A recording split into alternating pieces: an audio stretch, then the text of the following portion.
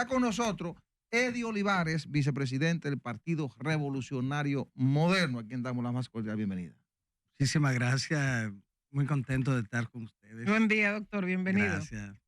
Doctor, mire, la reforma constitucional es un... muchos temas. Exacto, Jurídico. vinculada también a la reforma fiscal, que es otro tema un poco de cuidado para el gobierno y que pudiera, de hecho, hasta poner en peligro ese ambiente de tranquilidad con que ha gobernado el presidente Abinader los primeros 4 años. Están en agenda ya. Una aprobada ya en el Senado en 2 lecturas consecutivas, después de haber visto el informe de comisión bicameral. Ahora, esta semana, se conocerá en la Cámara de Diputados. ¿Cómo se está preparando el PRM para apoyar a su presidente en estos proyectos que, según el presidente, son fundamentales para poder impulsar la política de cambio o profundización de cambio que prometió en la pasada campaña electoral?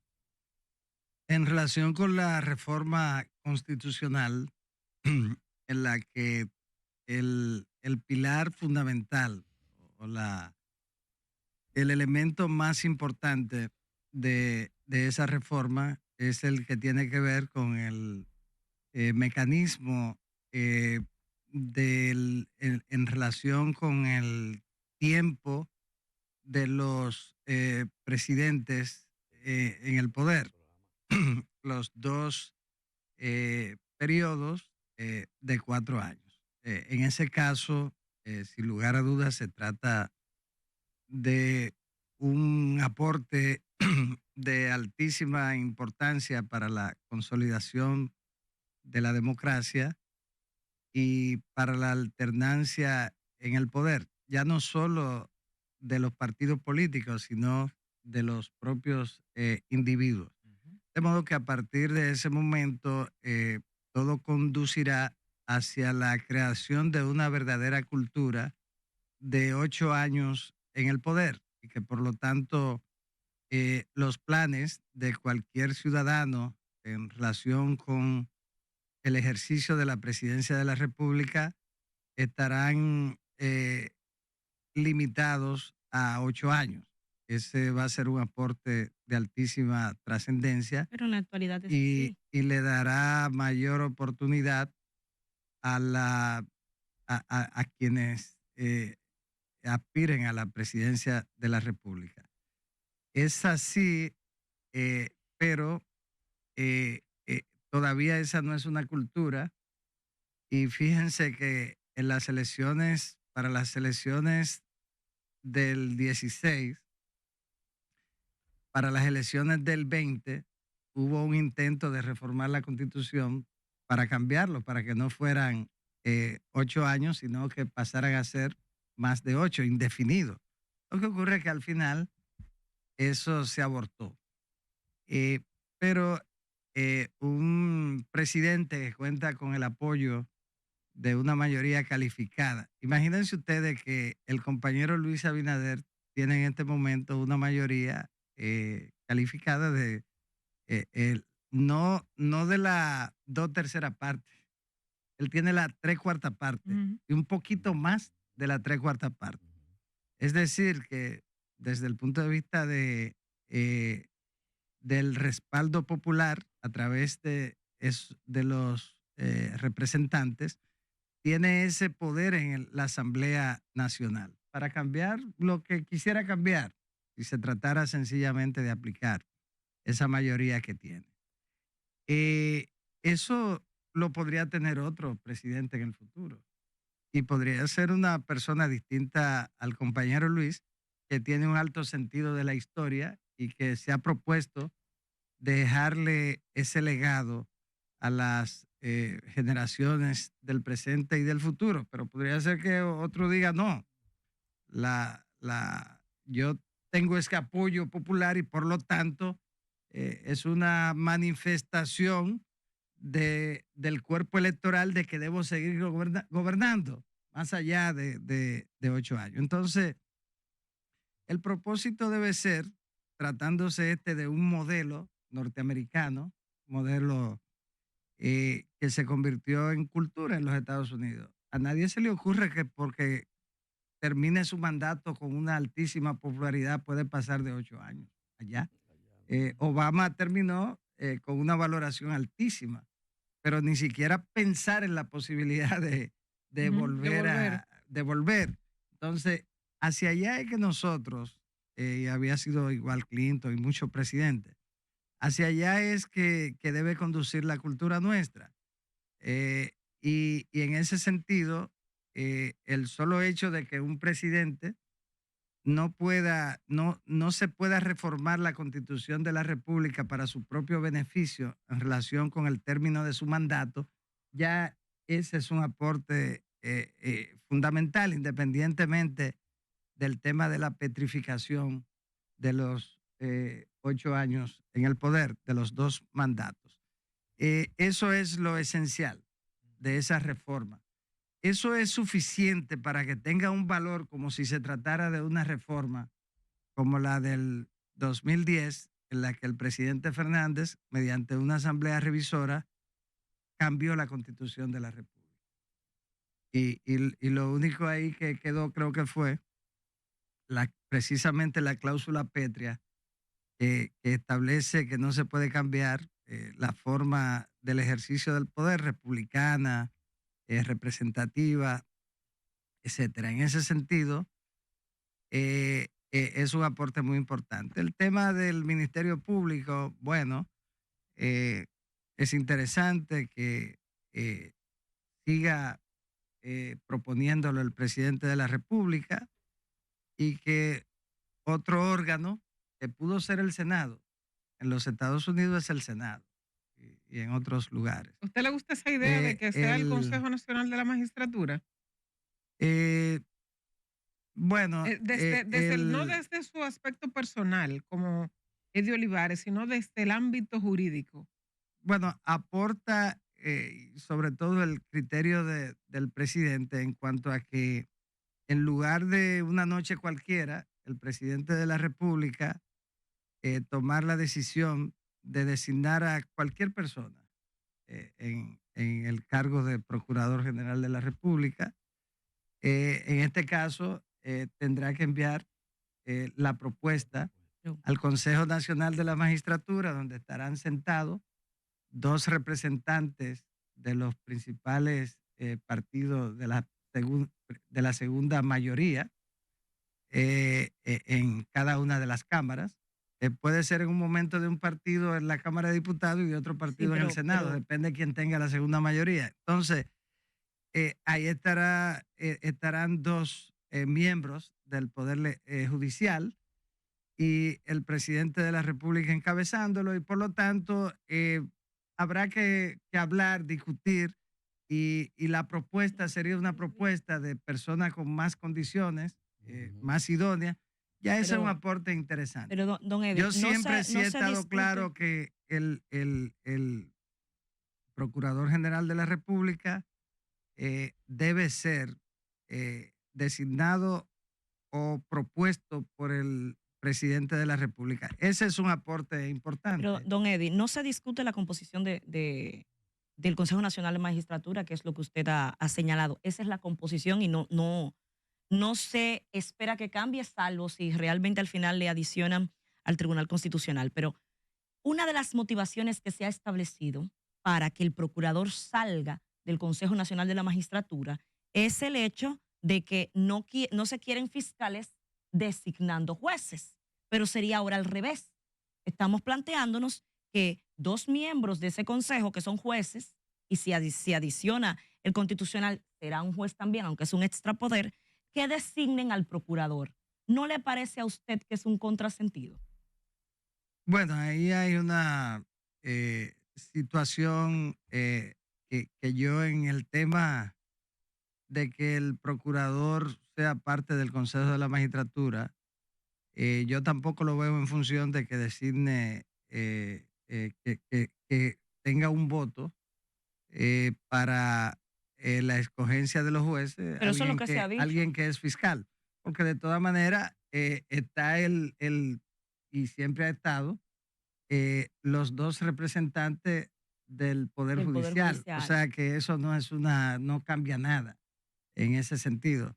El detalle de algunos es en relación a que el Poder Ejecutivo tenga dos representantes, el presidente y el Pero procurador. el legislativo tiene 4. Exacto. Pero Cuando el legislador, cuando en ese caso el Ejecutivo que preside el Consejo es uno y está el procurador.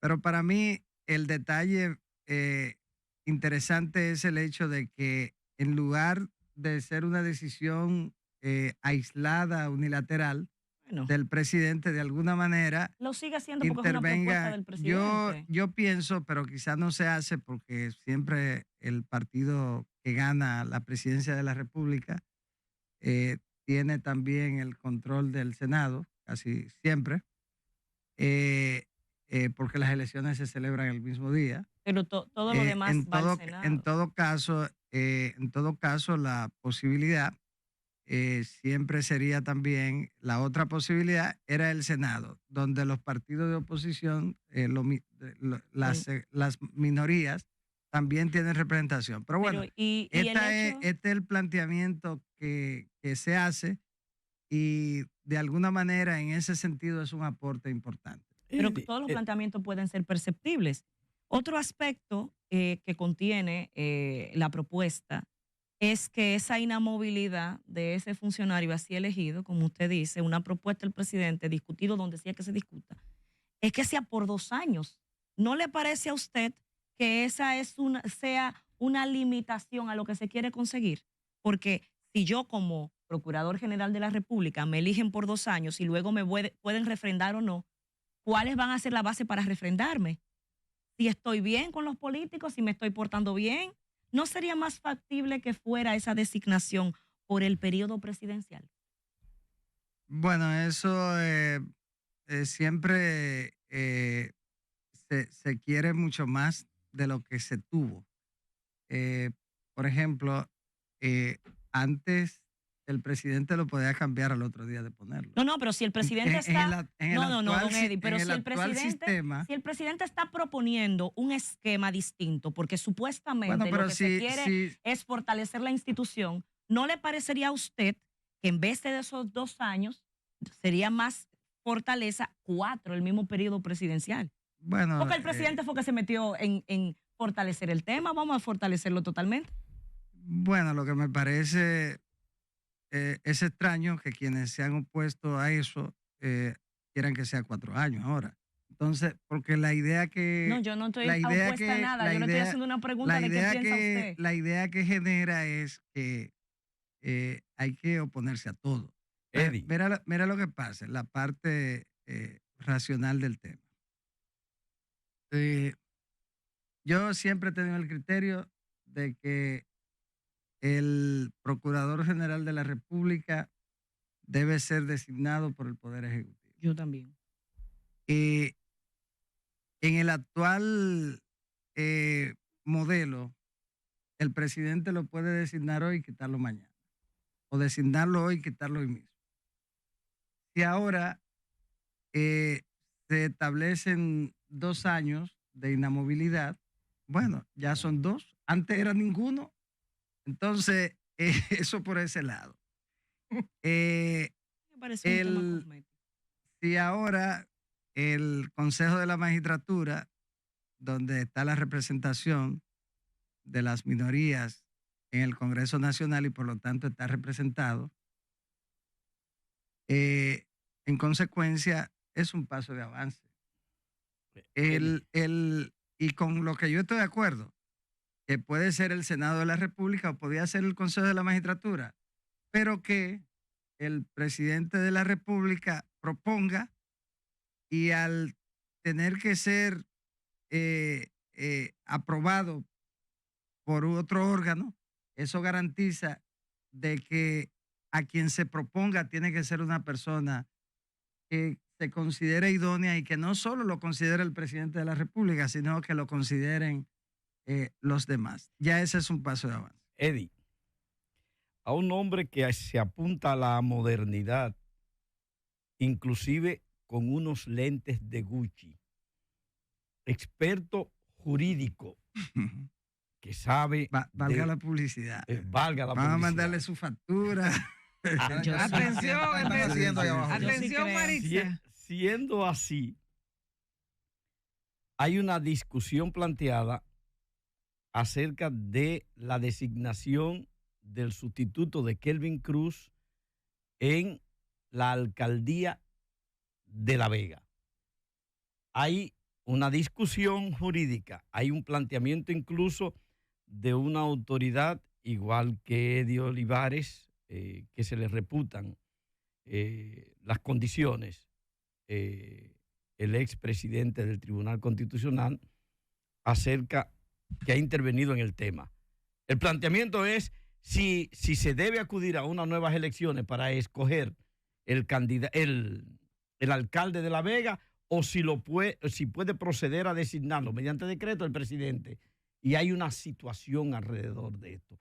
¿Cuál es, en términos jurídico y político, la valoración que hace Eddie Olivares de esa situación? Sin lugar a dudas, el artículo 64 de la ley 17607 manda a que sea el presidente de la República quien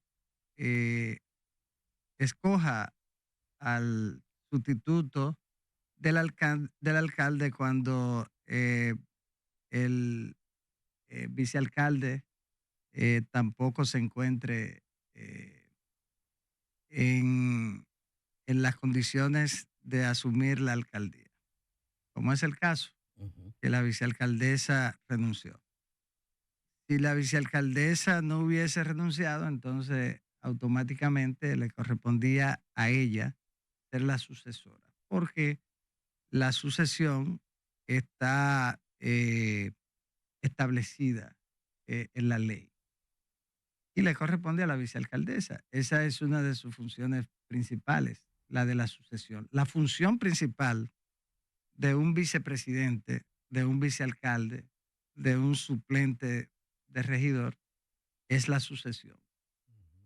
En consecuencia, ante la ausencia definitiva también de la vicealcaldesa, entonces la escogencia tiene que hacerse de conformidad con la ley que manda a que sea el presidente. Solo que la 64, que es preconstitucional, remitía a la Constitución que en ese momento establecía el procedimiento para la sustitución del alcalde en ese caso, y que en el artículo 55 era como una atribución del presidente de la República. Entonces ahí se establecía un mecanismo en el que la escogencia del presidente la hacía sobre la base de una terna que debía remitirle el partido político que había postulado al alcalde. En todos los casos, siempre la escogencia de los sustitutos, los casos de cargos uninominales, debe ser el producto de una terna enviada por el partido que haya postulado al funcionario de elección popular. Igual ocurre con la sustitución del senador y del diputado, que debe ser escogido por cada una de las cámaras de ternas remitidas por el partido político que postuló al funcionario de elección popular de que se trata. Esa es la esencia de la sucesión de los candidatos de elección popular, de los cargos de elección popular. Déjeme leerle esto porque parece que en el PRM están convencidos que esa es la vía. Pero a propósito de lo que argumentaba ayer Milton Ray Guevara y lo que han argumentado otros juristas, y que usted bien cita que la ley 64 era preconstitucional, es decir, que había un procedimiento que de hecho estaba establecido en la pasada constitución, la reformada en el 2010, y que se sustentaba ahora mandaba a que se procediera en función de esa ley, la 64, pero que eso no está. A propósito de eso, decía Milton Ray ayer, decía que lo que procede es convocar a unas nuevas elecciones. Le decía por lo siguiente, decía, conforme al artículo 95, la ley 2023, orgánica del régimen electoral, donde se refiere a las elecciones extraordinarias, se indica que el sufragio se convoca cuando hay una nulidad de las elecciones ordinarias o para cualquier otro fin. Eso es explicando lo que está establecido en la ley cuando hay que convocar elecciones extraordinarias. Dice, ahí está, ¿cuál es el otro fin que se ha producido? Una vacancia absoluta en el ayuntamiento. Entonces, continúa diciendo, elecciones extraordinarias son las que se efectuarán por disposición de una ley de la Junta Central Electoral o mediante sentencia del Tribunal Superior Electoral para proveer los cargos electivos correspondientes a divisiones territoriales nuevas o modificaciones o cuando sea necesario por haber sido anuladas las elecciones anteriormente verificadas en determinadas demarcaciones de acuerdo con la ley o para cualquier otro fin. Él dice que en esa parte del numeral 2 de esa ley es que establece para cualquier otro fin y ahí es que se debe sustentar la realización de nuevas elecciones en La Vega. Es decir, como la Constitución nueva no establece cómo debe procederse, que ya no le da la facultad al presidente a través de la ley 64, hay que proceder con la ley electoral que establece claramente cuándo se realizan elecciones o no en una demarcación, y ahí es que trae la parte del numeral 2 cuando habla y para cualquier otro fin. ¿Qué piensa usted de eso? Que eso no tiene fin. Mira, con el respeto que me merece el magistrado y amigo mío de siempre, el magistrado Milton Ray Guevara, esa es una visión que tienen algunos constitucionalistas. Algunos plantean la posibilidad de la convocatoria de elecciones. La ley no establece esa posibilidad en ningún lugar, porque ya el cuerpo electoral votó. Sí. Y votó sin que se produjera ninguna impugnación, ningún cuestionamiento. ¿Cierto? Y esas elecciones las ganó el Partido Revolucionario Moderno. Por cierto, la votación fue de un 77.4, me parece. Doctor, porque nada Entonces, Pero la gente entonces, votó por Kelvin Cruz todo y por está la en discusión vicealcaldesa. porque ese planteamiento no está en discusión. No, digo que porque ganar el no hay- PRM no está en discusión. Bueno, pero no que importa. sucediera la vicealcaldesa No, tampoco. Está bien, pero... A lo que me refiero al argumento Bueno, pero, jurídico. no, pero yo lo estoy diciendo para recordarlo, porque aquí hay partidos que han asumido eso como si fuera un tema. Por ejemplo, el PLD me parece que obtuvo como un 12%, un 9%, algo así, un 10%. Fuerza del Pueblo me parece que obtuvo algo similar. Entre los dos tuvieron como un 20% y ellos han asumido eso como si se tratara de que el alcalde le corresponde a ellos. Entonces, el PRM entonces, definitivamente ¿qué ocurre? no ¿Qué estaría de ocurre? acuerdo con nuevas elecciones. El PRM. ¿Qué ocurre? No, yo no estoy, el PRM no ha tomado una decisión en ese sentido. Yo no puedo hablar en ese sentido por el PRM.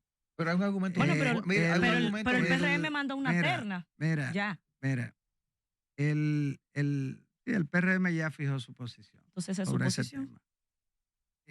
Por lo tanto, no puedo yo plantear una sobre cada tema, sobre cada particularidad de un debate que se ha convertido más que en un debate doctrinario, en un debate político. ¿Por qué? Porque de lo que se trata es del interés de convertirlo en un tema de cuestionamiento. Pero En ese ese no es el sentido- interés en ese de don sentido- Milton Rey Guevara, no podemos pero atribuirle es el eso a él. interés de mucha gente, no es a él. Es el interés del Partido de la Liberación Dominicana, es el interés de Fuerza del Pueblo, ese es el interés. Entonces, para que estemos muy claros en ese sentido. De ellos sí. Pero... Es un tema de interés político, de cuestionamiento a ese proceso y de sacarle capital político, rédito político.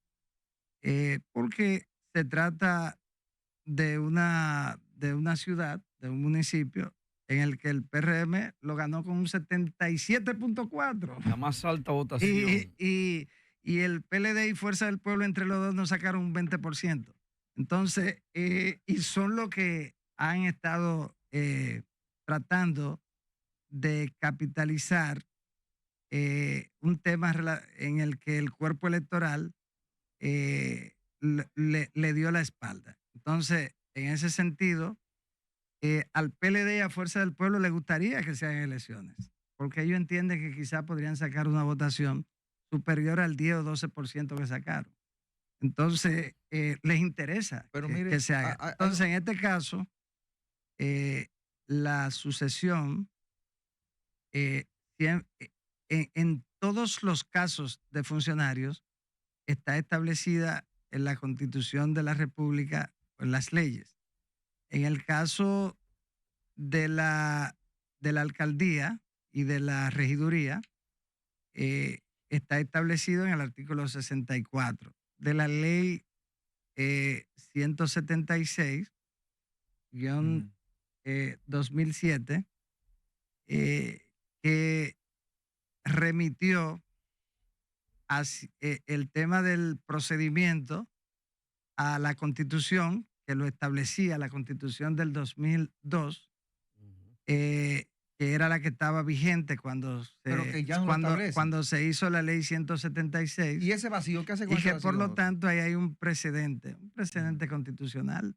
Era la Constitución anterior establecía que era el presidente de la República de una terna. Ya no le establece. Entonces, pero la Constitución tampoco, la Constitución del 10 tampoco derogó el artículo 64 de la 176, no está derogada. Pero es que la Constitución no hace una derogación tácita de leyes, pero ni expresa. Doctor, pero si la ley no está acorde con la Constitución, ya no lo está. Hay gente que quieren establecer que la Constitución derogó el artículo 64. Pero que no tiene que hacerlo. Entonces, no, por eso no tiene, porque no lo hace. Es que no hay ninguna parte de la Constitución no deroga nada. Es que la Constitución pero si no está de acuerdo con la Constitución, no lo está. Que lo derogaron. Pero es que no está acorde con la Constitución que ya. no deroga el 64. Pero es que la Constitución no deroga nada, hay una corriente que asume que la Constitución tácitamente derogó el 64. Pero está y por en eso encima, basan su planteamiento. Eddie, de todas maneras, lo que está muy claro es que no pueden convocarse con elecciones complementarias. Mire. La ley establece claramente en cuáles casos se puede convocar elecciones complementarias.